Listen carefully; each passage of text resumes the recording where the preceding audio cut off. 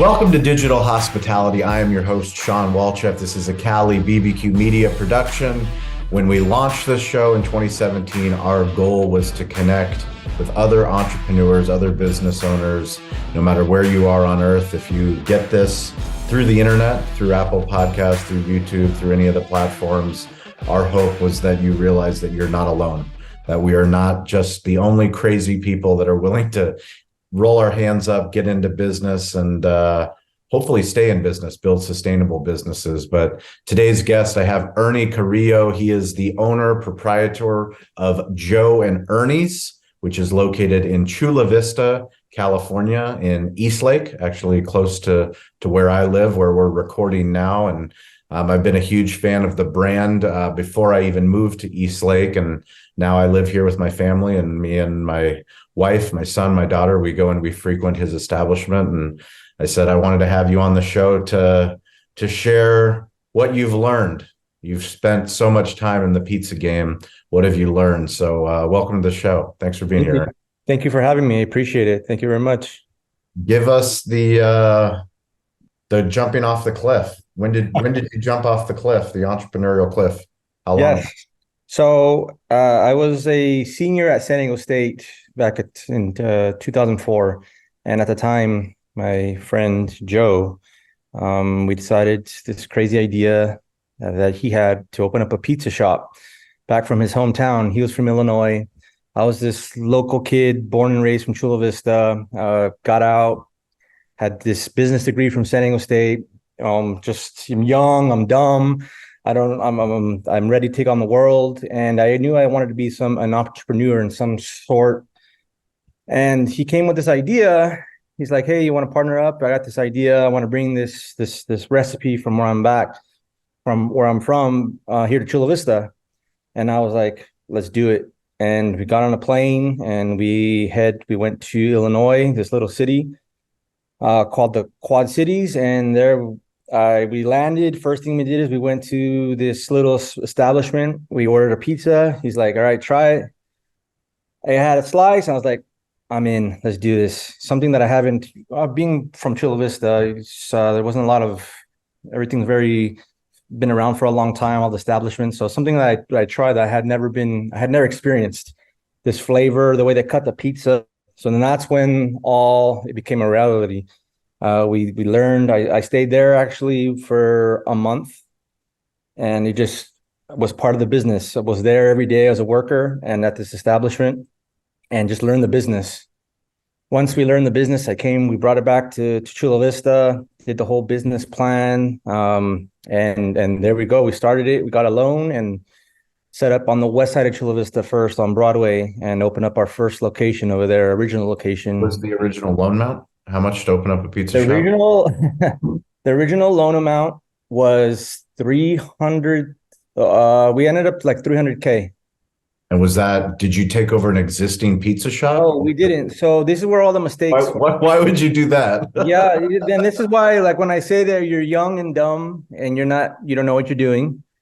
I had to learn the hard way. So you're going out, you're buying the top of the art, state of the art equipment. You're buying everything new, ovens, refrigeration, not knowing that part of the business for a restaurant. You can get a lot of stuff used, and ovens and walk-ins and all that stuff. So here we are, young, maxing out these loans, maxing out credit cards, doing everything at a high amount, taking out all this money, and then here we go. We don't know what we're doing. We opened up this pizza shop in 2005.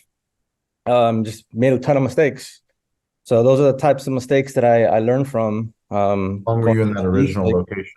We were there for 6 years.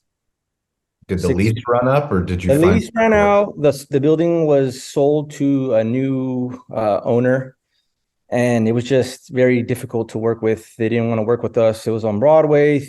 We didn't agree with what they wanted to raise the price, raise the rents, and it just didn't work out. It just wasn't in a good for business sense for us to continue there at that location. I don't know if Broadway and Chula Vista is just kind of run down right now, and it's just not a good place, we thought, to continue there. So we had this opportunity to move to Eastlake. and it was up and coming back in 2011. And so we took it, and here we are still 2023.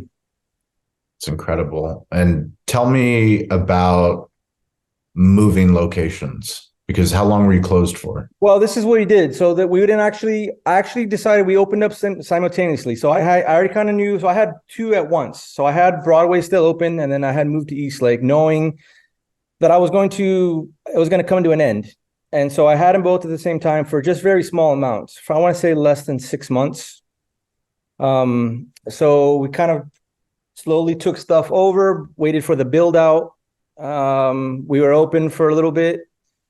Yeah, so I did have two at one time, and I'm glad I just have the one right now, because having two, I don't know how people, it's very difficult, very difficult. So we did the build out in Eastlake in 2011. That took a couple months. We took over Have to get any extra money to build that location out? Or did you just... We did, but a lot of it we did use like personal. The whole loans. We did take another little small business loan from the SBA, but nothing close to what we did when we started the original location.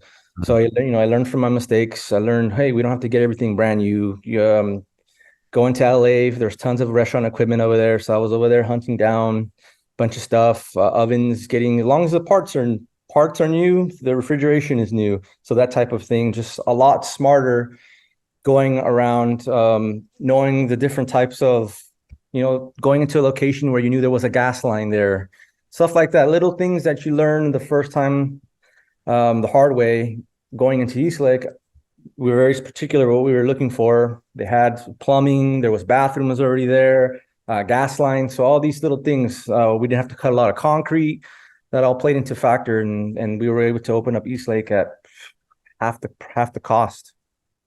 How did you guys do your partnership? How did it work out as far as who was working, who wasn't working? And that's the difficult thing. So partnership, we were 50-50. So this was an idea, Joe and Ernie's. This was in 2005. So then we went into we developed a corporation. So we went into a corporation, an S Corp.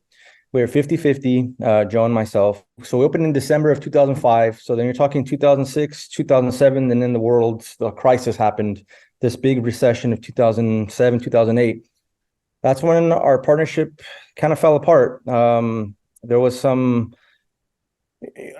it wasn't so much the business, it was just some other aspects outside of the business that my partner at the time kind of ran into and needed to make a choice. If you feed your family or you continue with a new business that sometimes you just don't get paid. You're working long hours and you're just not making any money, especially as a new restaurant.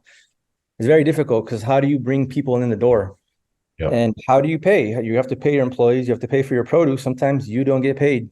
And that's the nature of it. And so the first 2 years, the decision was made. It was very difficult to, end up buying out the partner. So it's just, it's been myself. And that was the partnership. So bought out his portion, and then it just, myself, this last, whatever, that's 16 years. Last 16 years. Wow. Yeah. And, the name Joe and Ernie's was always just a brand. We had the logo, everything was branding. So, and then when you're in a corporation, it's very difficult to change. You have to dissolve corporations, do all that stuff. It just wasn't worth it to me at the time. Just extra money that I didn't have. And so we just kept it. And here we are later. And it's the brand, Joe and Ernie's. For you, moving into a place like Eastlake, what was the difference from Eastlake and downtown Chula Vista? So it's all economics, the socioeconomic classes of Eastlake. There's more doing all the research. Being from Chula Vista, you just knew Eastlake was just higher socioeconomics, more people with this higher disposable income, people willing to spend more on a premium product.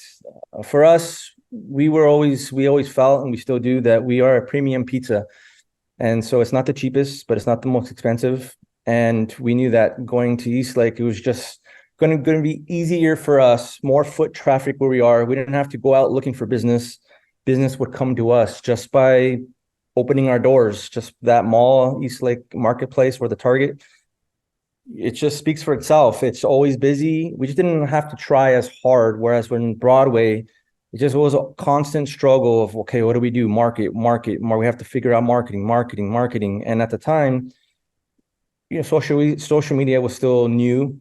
There wasn't, we were talking about MySpace at the time. Facebook was barely starting. So we didn't have like the Instagrams that we do now. And it was just hard. It was always an uphill battle on the west side of Chula Vista, the demographics. We started running into a lot of transients always coming in, asking for food, disturbing our customers. And I got kind of frustrated. And so I decided that it was in the best interest of ourselves and the pizza shop to move to East Lake. And so, so here we are now.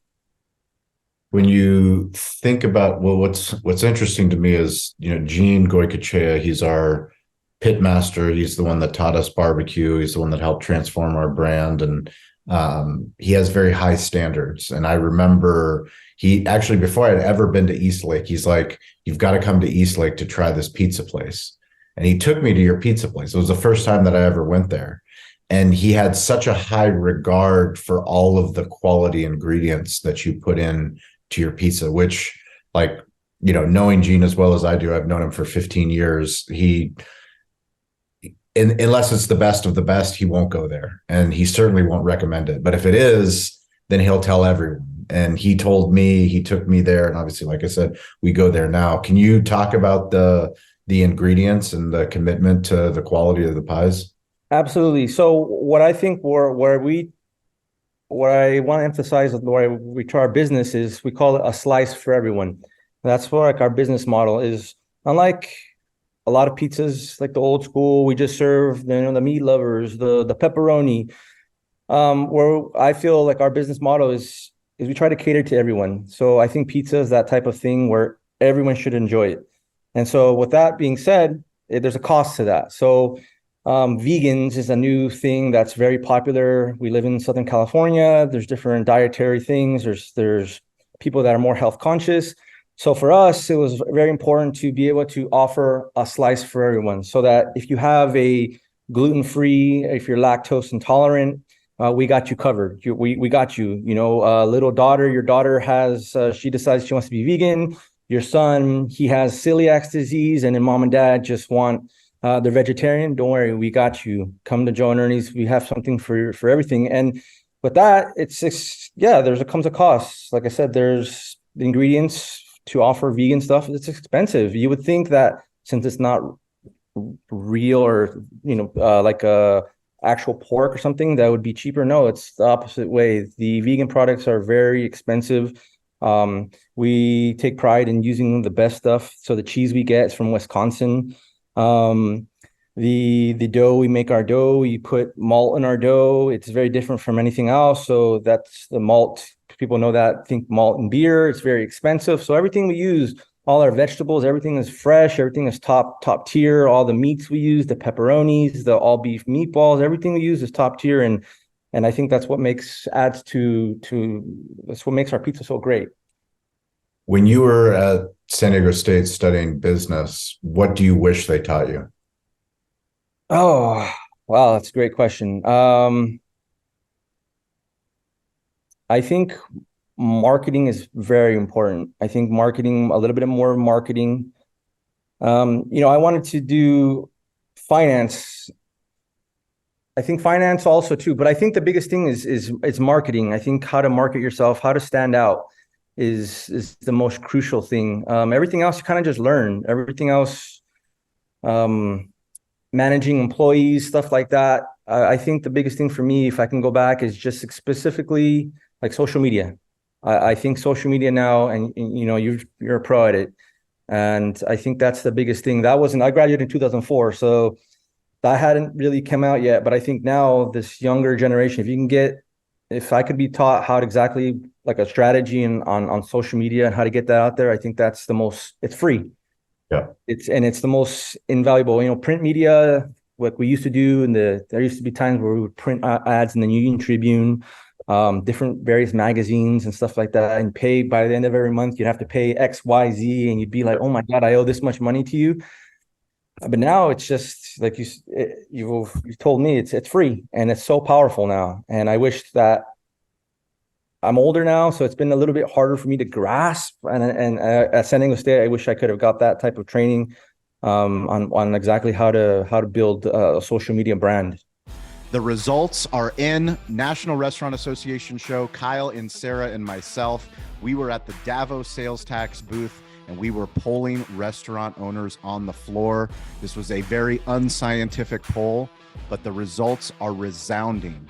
Restaurant owners do not like sales tax. Nobody likes sales tax. Doesn't matter what business owner you are, small business, big business. Davo automates the sales tax process. We are so grateful that Davo is the sponsor of this show. They automate sales tax at our Cali barbecue restaurants. It is $50 a month. It integrates with all the major point of sale partners, including Toast. So if you want to sleep at night, if you want to not worry about sales tax, go to Davo, check them out, Davo Sales Tax. Let us know how they're helping automate your sales tax in your restaurant so that we can share your Davo story on digital hospitality. Hey everyone, Avi Gorin, CEO and co-founder of Marquee, and I want to talk about the customer journey for a second. You never know as a restaurant owner where your guests are truly coming from. End of the day, we do see some patterns around two types of search behaviors: direct versus discovery. Direct search, for an example, would be jumping into Google and saying Cali barbecue hours, right? I know where I want to go to eat, but I'm missing a key detail. I need a little bit more information. Discovery, which is the bulk of searches, is barbecue in San Diego, restaurants near me, takeout near me, right? One of the best ways to be found for more discovery searches is leveraging keywords. Reviews are basically free content for you to leverage. Think about keywords that are relevant to your brand, your location, and include as many of those in your review responses as possible, right? How can you go about doing this? Let's set up reports, utilize tools like Google Trends, find out what's going on in your area and how you can help leverage these keywords and review responses, because someone else is doing that, right? If you need some examples, you could do anything from including summer menu, gluten-free menu, leverage specific menu items like the dreaded and beloved spice pumpkin anything in your review responses, right? Let them know what's coming. Let your reviewers know something they should come back and try. And of course, if all of this just seems overwhelming and daunting because you're already running a restaurant and have enough on your plate, just leverage the team at Marquee to do this for you. We handle all of this. We're experts in this space. We can automate this so it's just another item that you know you are taking care of. Again, that's marquee.com, marquii.com. No U. However, we did recently buy marquii.com. So if you do misspell it, we got you. You'll still find us. We can still help you. Well, I followed, we're going to put links to all your socials in the show notes. Please go follow Joe and Ernie's. But I've seen you guys, you're posting reels. Tell me about like the first time that you did video and how that felt. Yeah, I've always felt a little bit more like in the middle between introverted and extroverted. Like I'm in the middle. Yeah, it's weird. I've never done this social media for myself. I don't have a personal Facebook or Instagram. I was never very comfortable on camera. And so doing it for business, you realize, okay, I have to do this. I have to be comfortable with it. So you had to evolve. Like that's what it is. This game's all about, you have to evolve or else it's like Darwin, everyone's survival of the fittest, you evolve or you die. And that's kind of where I was at, is I have to evolve and you have to get this phone and I have to start learning and start doing it frequently. And that's something I'm still working, I'm still fighting. But yeah, getting that phone for the first time, doing that reel, it's hard how powerful this phone, how powerful the internet is, that you have this thing and you're recording yourself, this content. Content creation now is what we call it. And how it's just, when the first time I did a video, it was like, wow, this is a very powerful method of marketing. And it's the most powerful now, I feel. And those first couple posts, that's scary because you don't know what you're doing. You don't know how people are going to react. You don't know what people want, what people are looking for, what's popular, what's kind of what's going to get you one like or engagement. This, all these words now, engagement, content creation, it's all stuff that I'm still learning and trying to get better. And I think slowly just getting the right people to help me out. I think that's been the biggest thing, and it's a work in progress, but slowly but surely, yeah, we're trying to post more reels, trying to be more active on social media. How do you train your team? How do you build a good team? I think first of all, that's the hardest thing. I think first and foremost for me, it's been lead by example. Being an independent operator, doing X, Y, and Z. I think for me, it's just been lead by example, set expectations. That's my vision, right? That's my baby. So my thing is, okay, Joe Ernie's is my baby. This is what I expect. I'm very particular to this day. I don't like ugly pizzas. It's a very difficult thing. We make a pizza. It's an art form. That's what I always tell you. Pizza making is an art form. We get this blank canvas and we create something with it, and people see it with their eyes, right? We eat with our eyes first, and if it's not aesthetically pleasing, people are already going to judge it. They're going to knock it a little bit. So for me, training, I always like to say, okay, I want it done the way I would do it. Pretend that I'm making the pizza. Circle pizzas. This is what we do. This is how it should look. And then, of course, training is customer service. I think customer service for us, I always tell my employees, biggest thing is I can have people can complain about our pizza. Sometimes we make mistakes, right? We'll burn a pizza, we'll forget to put toppings, we'll forget to do X, Y, and Z. We're natural. We make mistakes. But what I never want is people to complain about us. Yeah.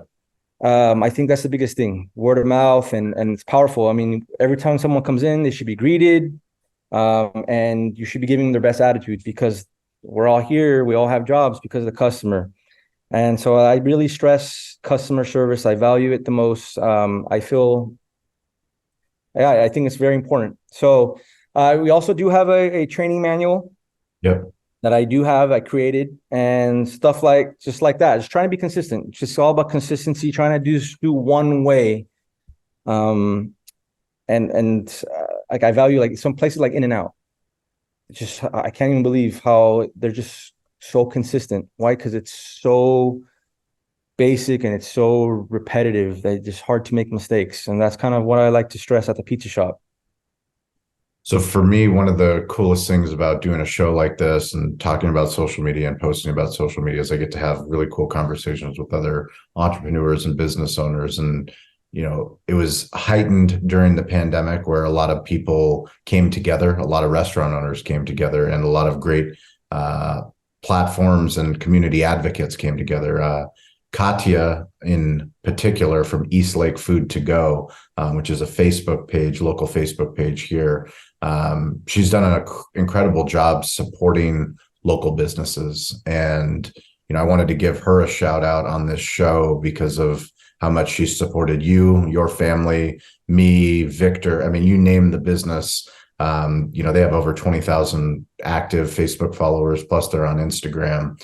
But no matter where you are, there probably is a local Facebook group. There probably is somebody that's giving back. And I think, my question to you is, how did it feel when you found out that, there was this page and there was this ongoing community support during that time? And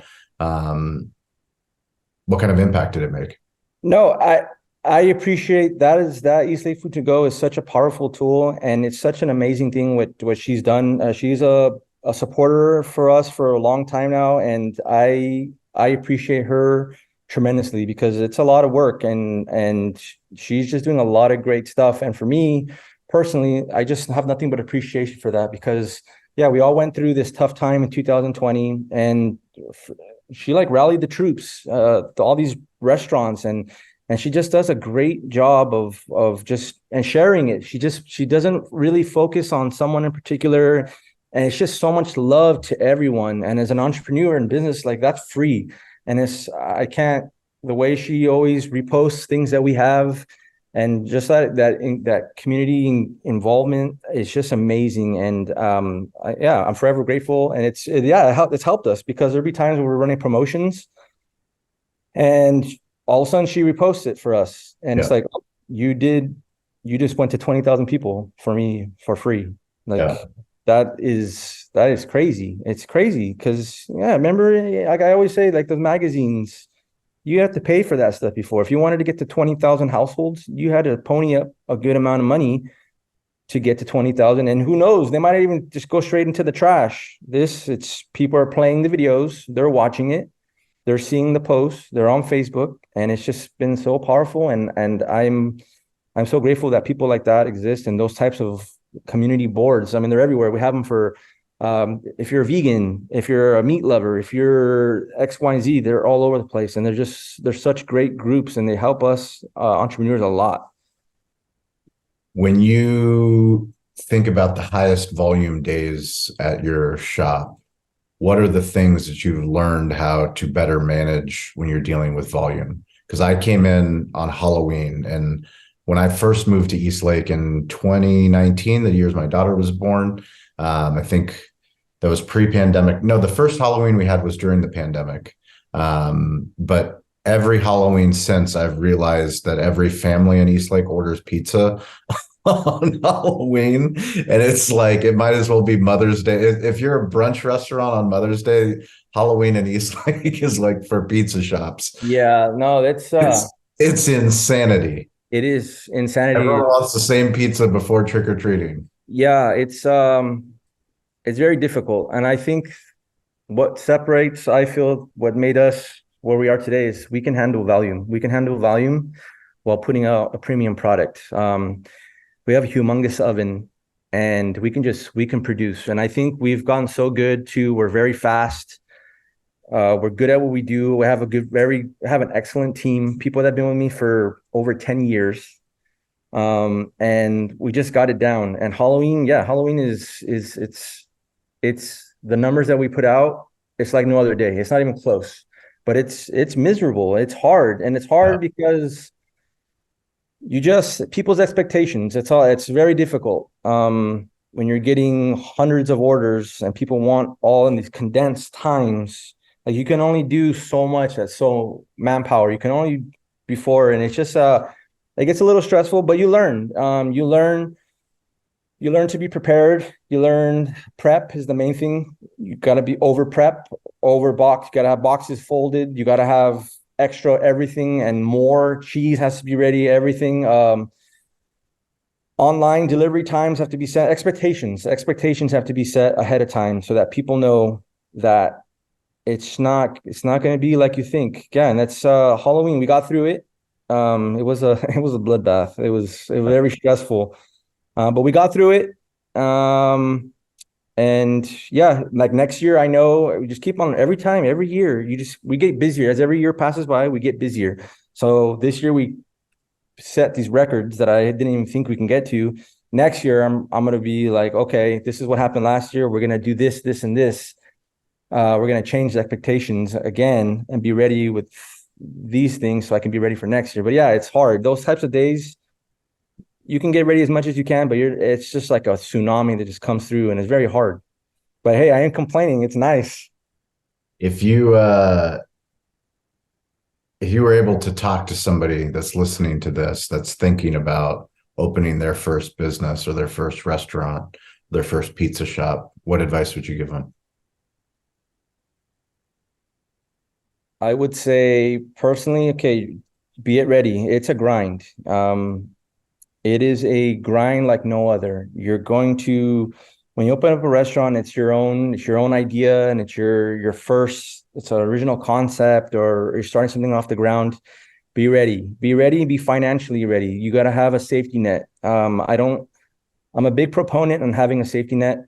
Maybe if you haven't quit your other job, or you know that you're going to fly through money. And if you have a family, these are things to think about. Kids, opening a business, a restaurant especially, is no joke. You have to be ready. You have to forecast. You have to expect the worst, because the worst might happen. You don't get paid unless after everything is paid for, your rent, your employees, your product. It's hard opening a restaurant. So you have to be prepared and you have to be ready to do the grind. If you're not the type of individual, if you don't have the personality where you're going to go in and grind, then it's not for you. It's not for everyone. It's not. There's days where you're going to work 12 to 14-hour days, 7 days a week. That's just part of the business. Opening a restaurant, it's all about grind, blood, sweat, tears. There's going to be days where you're like, what am I doing? And then there's going to be these monumental days where you're like, wow, okay, I think we finally made it. But yeah, it's all about being ready and then just grinding, all about grinding, and don't give up. You don't give up. Strongest will survive. Love it. Yeah. Anybody that's listening to this, your story matters. So please reach out to me. It's at Sean P. Walchef, ShawnPWalchef. You can find me on Instagram. That's the quickest place to find me, or you can find me on any of the platforms. But we appreciate you. We're going to put handles for Joe and Ernie's. Please give Ernie and them a follow. If you're in Eastlake or if you're in Chula Vista, please come and visit, support his restaurant. But more importantly, no matter where you are on earth, know that we appreciate you and that you're not alone. It's a beautiful business, getting in business for yourself. It's a crazy business. There's never been a time where you could have a conversation like this that will go to all corners of the globe. But the digital hospitality community, we appreciate you. We do weekly rooms on LinkedIn and Clubhouse. If you want to join us and get connected to some other like-minded people, please send me a message and I'll send you guys a link. Ernie, any parting words of wisdom you'd like to share with the audience? No, well, first and foremost, thank you, Sean. I mean, what you do to help and like you said, this community of restaurateurs that are here, it's great. It's amazing, the work you do. I've been following you, your business, your barbecue, everything you do with the media. I can speak for myself as an independent pizza shop, with the way you reach out and the way you help us and this community, because we're all in the same boat. We've done it. We know how it feels. It's a small group. It's a small group and we're all in it together. And I really appreciate it. And thank you very much. And like you said, if anything, please, also for myself, if there are any questions, please reach out. I think, like I said, this is a small group and anything we can do to help each other out. These are crazy times too. Everything is going up and up and up and up. Yep. So yeah. But anything, please reach out and Joe Ernie's Pizza, come give us a try, check it out. Hopefully, a slice for everyone. There you go. We appreciate it. And as always, stay curious, get involved, and don't be afraid to ask for help. We'll catch you guys all next week. Thank you.